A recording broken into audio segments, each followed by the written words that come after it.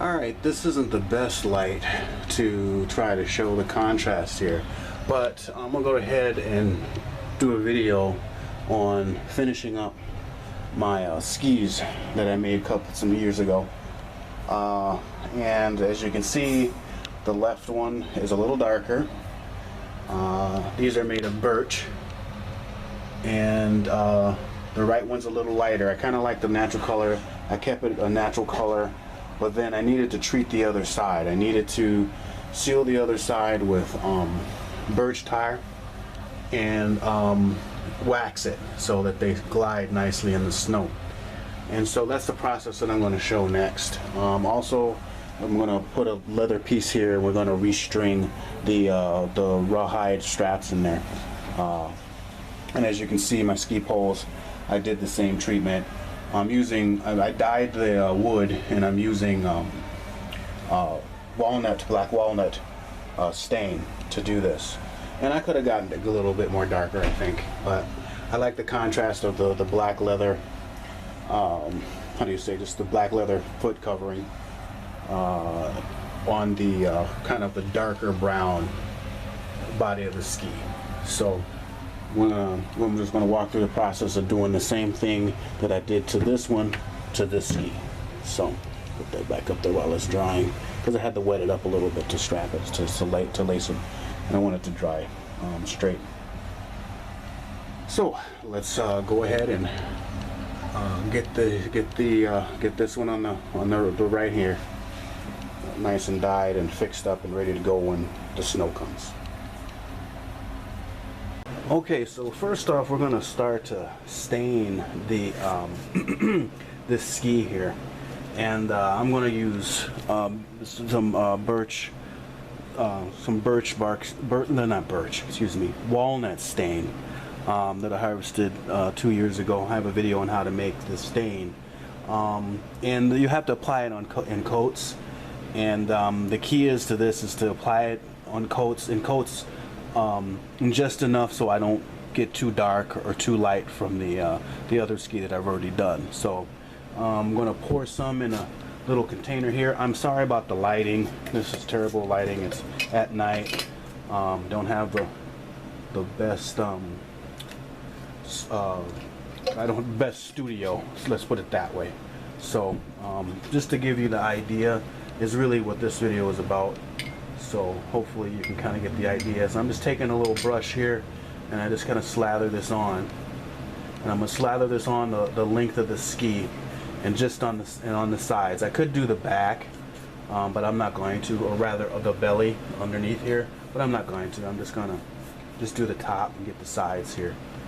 And so I'm just going to paint this on, and then I'm going to let it sit and put a timer on, let it sit for 20 minutes, and then add another coat.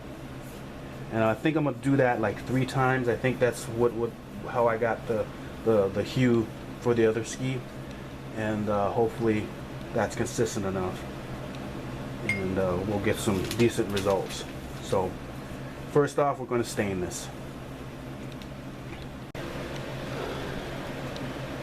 Alright, so we've got the first coat or layer of the black walnut stain onto the ski here, and we're going to just let this sit for about 20 minutes, and then we'll add another coat. And so I'm going to do this about 3 times, or 2 more times, and see what we get.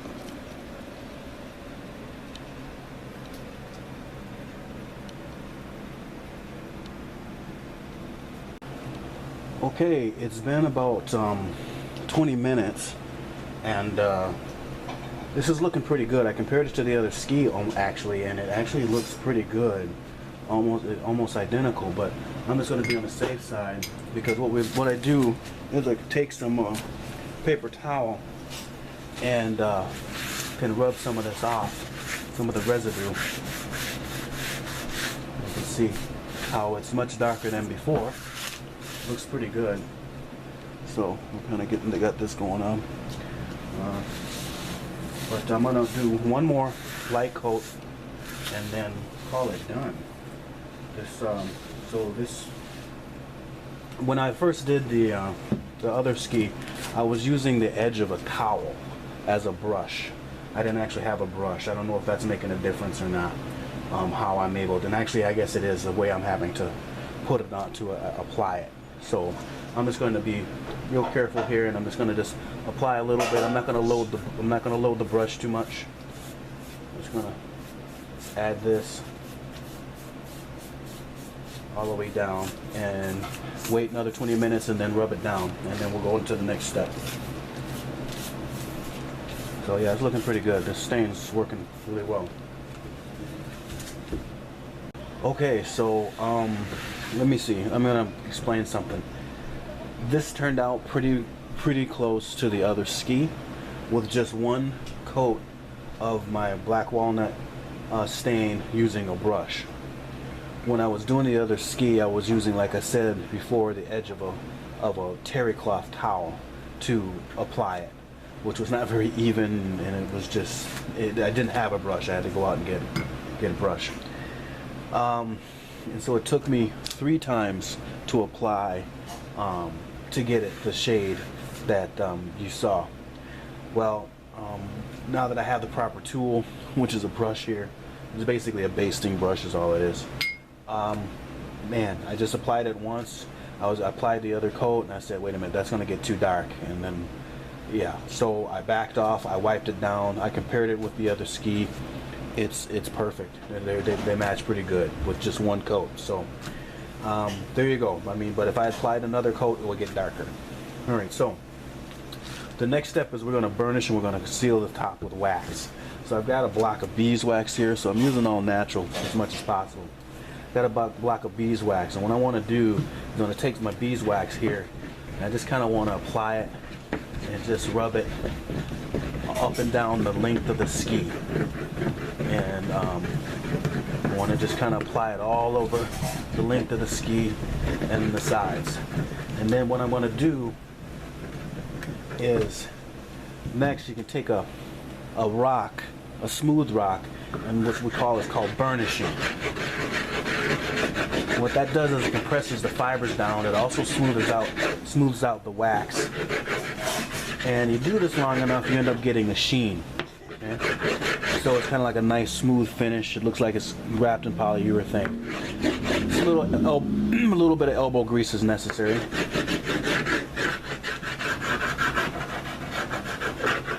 But what I'm going to do is I'm going to cheat, and I'm going to use a blow dryer to also melt down a little bit of the wax here, and continue to burnish. And then I will take a cloth and just buff it.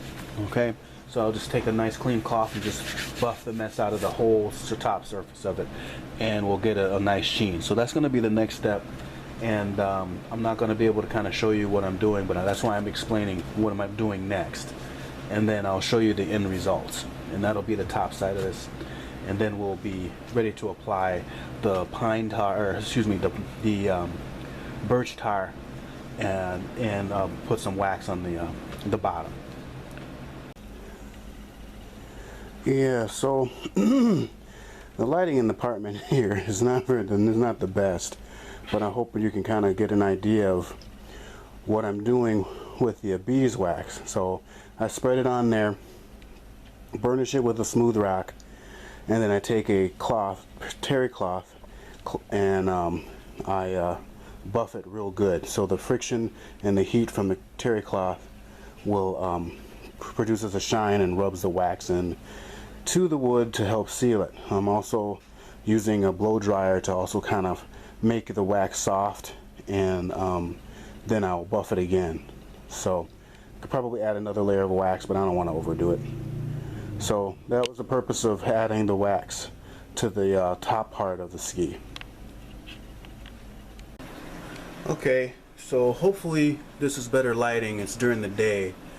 You can see the sheen that you get using the wax, and you kind of buff this. I'm buffing this in with the towel, terry cloth towel. Once I kind of rub the beeswax on here and I just buff it, gives a nice sheen. It's going to water protect it with the wax and everything, and turned out pretty nice.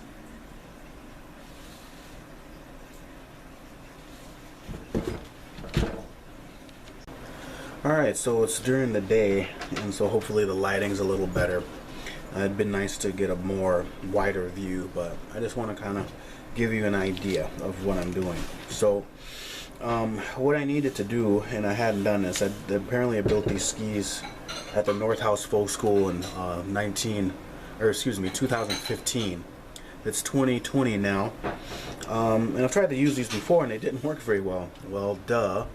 There was still the step that I needed to do. Two steps I needed to do. First step was I needed to seal the bottom of the ski with with tar, and then I needed to wax them so that they're nice and smooth to glide on the snow. So what we had, the class actually went over that I took, and so we weren't able to actually apply the pine tar, so they quickly created some pine tar for us and distributed it for us to do this at a later date. So this is what we're going to do now. We're going to need some heat, so I have kind of an electric burner here, and I made a pour container out of a can, and what we need to do is we need to apply some heat. The reason why is we want to open the pores in the wood so the tar can get into the wood to help seal it, and that avoids moisture getting into the wood and causing it to deteriorate more quickly. Apparently, when you treat these skis with the tar, then you can keep these skis. You'll be able to keep these skis for the wooden skis for a lifetime. And so that's a critical step that I needed to do. Finding out later, but that's what life is about, learning. The unfortunate thing is I wasn't given very much tar, and I used about half of what I have left here on the other ski, and I'm going to try to conserve this and use what I have left here on this ski. And so the next time when I need to do this, because it's something you need to do every so often, is I went on ahead and purchased some commercial pine tar, and apparently this is used for horses' hooves. I don't know much about that, the process of it, but I was able to find some pine tar that'll work just fine in substitute of birch tar. The process for making birch tar is it's a bit involved, but you're basically taking the bark and enclosing it in a container and covering with a bunch of wood, and then burning the wood with the container with the birch bark inside of the container, which renders the tar and or the pitch, depending on how long you or how high you heat it. And I've included a link below. I don't have the space or the resources to do a demo on that yet, but that's why I included that, just so you have an idea of how to get or obtain birch tar, because these skis are made of birch. So the next time I need to do this, I'm going to use this commercial pine tar, and you could render pine the same way as you would do the birch tar. So anyways, enough. I'm going to go ahead and I'm going to turn this burner on just the lowest setting, and I'm going to pour the rest of my birch tar into my container here, and yeah, it's kind of syrupy. It's like a molasses consistency. This molasses is a lot more runnier than a maple syrup. So I just want to heat this just a little bit. It will smoke. It has a really low heating point, so you got to keep an eye on it, or it'll get smoky, and your house will smell. If you're not doing this outside, it'll smell like birch tar, which is not terribly unpleasant. But if you don't want carcinogens in inhaling, it's carcinogens. So what I'm going to do is just wait for this to heat up, and then I didn't build a handle onto this, so I'm going to take a pair of pliers, because the canister is going to be hot, and I'm just going to hold it like this and pour it, okay, to be very careful while I pour this. So, and I've got my brush this time. When I applied it before, I had to use a towel. This will be much better because I didn't have any brushes at the time. So just may do with what you have. That's what it's about, is thinking on your feet and using the resources that you have. We'll wait for this to heat up. Okay, so this is heating up pretty good. I don't want this to start smoking. I just want it to get it hot. And yeah, just as it starts to smoke, I'm gonna grab the canister here, and slowly and carefully I'm just gonna pour the tar onto the back of the ski here, all the way down the ski. Okay, I'm just gonna go all the way down, and then I'm gonna use my brush to brush it in. So I'm actually gonna scoop the ski down a little bit. So I would highly recommend you basically protect your flooring in case there's any spills.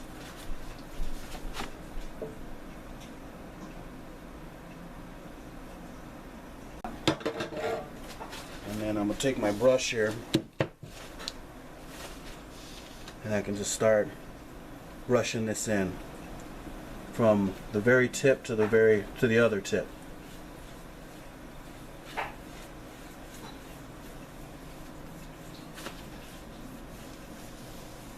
Just like so. Just brushing this in. Man, having this brush does make a difference. Makes a huge difference.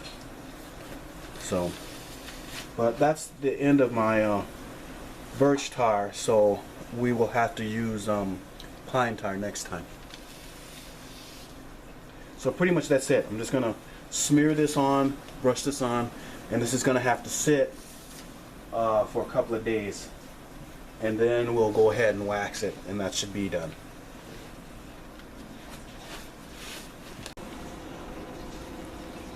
Okay, so we just added the birch tar, and I got a little bit left, which I'll use next time for both skis again. I think I have enough.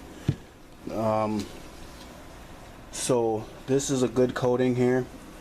My understanding is that you would use a kind of a heat gun also to help open up the pores of the wood and make sure that the tar definitely soaks in and permeates the wood, so that it seals it from moisture and water.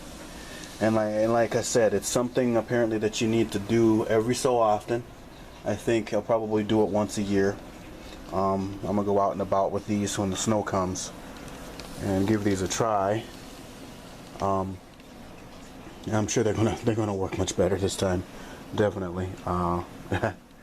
Didn't know what I was doing, but that's okay. That's okay. It's what life is about, learning. But anyways, this is what it looks like after you put some tar on. So I'm gonna let this sit about 2 days. So it's Sunday right now. By Monday, or excuse me, by Tuesday, we're gonna wax these, and then we should be done.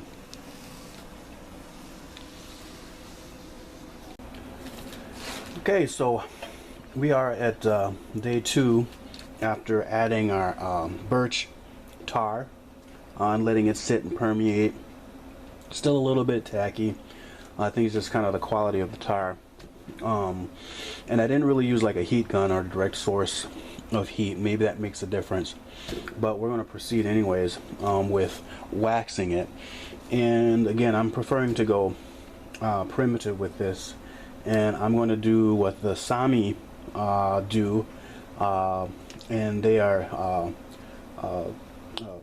indigenous people of Scandinavia, of the north. They're reindeer herders, and they ski, obviously, because of where they live. It gets a lot of snow, and they use animal fat. They raise reindeer, so their life and their subsistence is evolved around reindeer, clothing, food, milk, and fat. So we're going to use tallow, which is rendered beef fat, and it's going to basically act as a wax for gliding in the snow.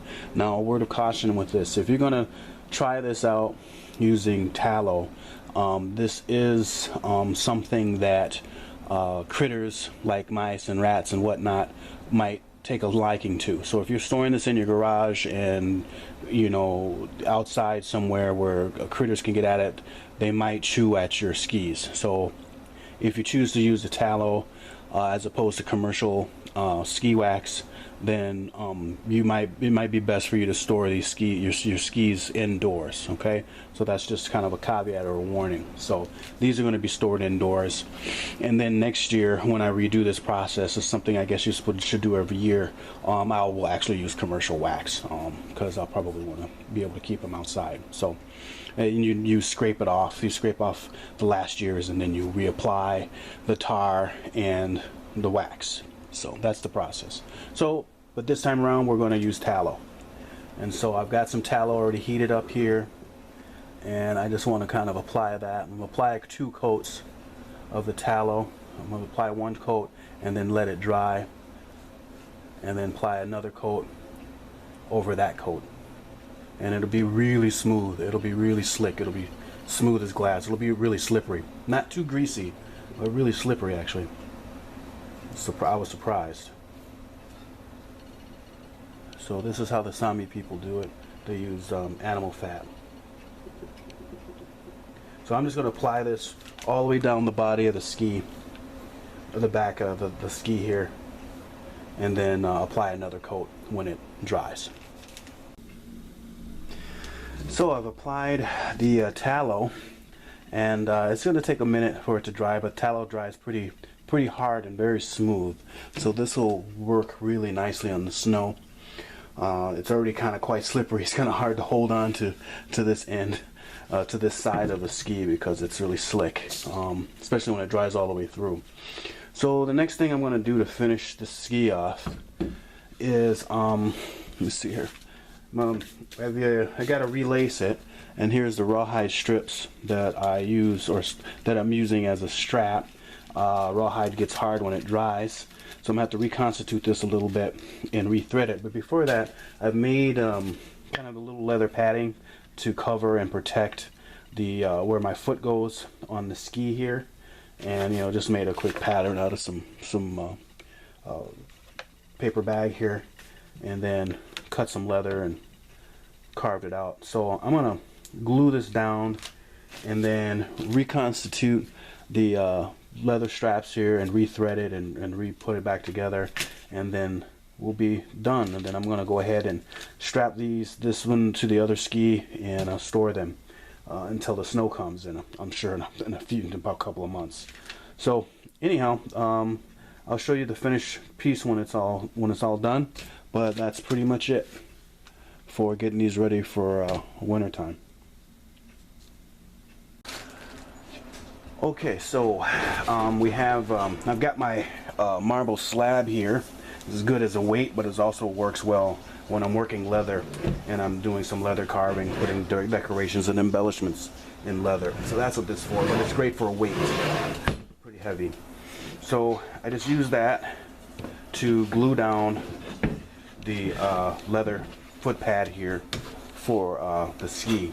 I'm just using super glue for that. Probably may need to use epoxy, but we'll see how this holds up.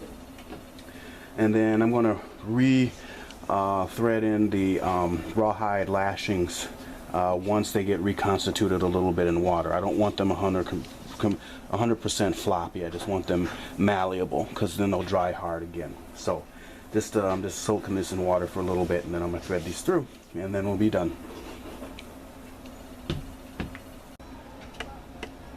Okay, here's the one we just finished, and here's the one that I finished last week. And so these are all stained, waxed. We've got the birch tar on the bottom, and we added, and they're waxed, meaning we added the rendered tallow or beef fat underneath to help these glide through the snow much better. So that's pretty much it. These are kind of long. It's kind of hard to show the full length of these, but I'm gonna bundle these up and store these so that they are ready for when the snow comes. Hopefully not anytime too soon yet. We're still towards the tail end of summer here. Labor Day will be next week, in a week and a half. So this is what we got going on here. And I may paint in the paw prints here, the wolf paw prints here, maybe with some black or something. We'll see. I don't want to go too far. We'll see how it goes. Maybe the next time I treat the bottom of them, I'll paint these in black here. But for now, I'm gonna quit while I'm ahead. And these are all set to go. Just gonna bundle them up and I'm gonna put them in storage. So here are the skis, all set to go into storage. This is better lighting out in the hallway here, and you get an idea of how I got these lashed together. And I'm putting the blocks in to keep the bendage strong within the body of the skis themselves. So they turned out pretty good. And since I put tallow on the bottom here as a wax, I don't want to store these in the garage because the vermin will get at them. The mice will start chewing at it. So next year I'll probably add real commercial wax. We'll see how these do when the snow comes. But anyways, this is it.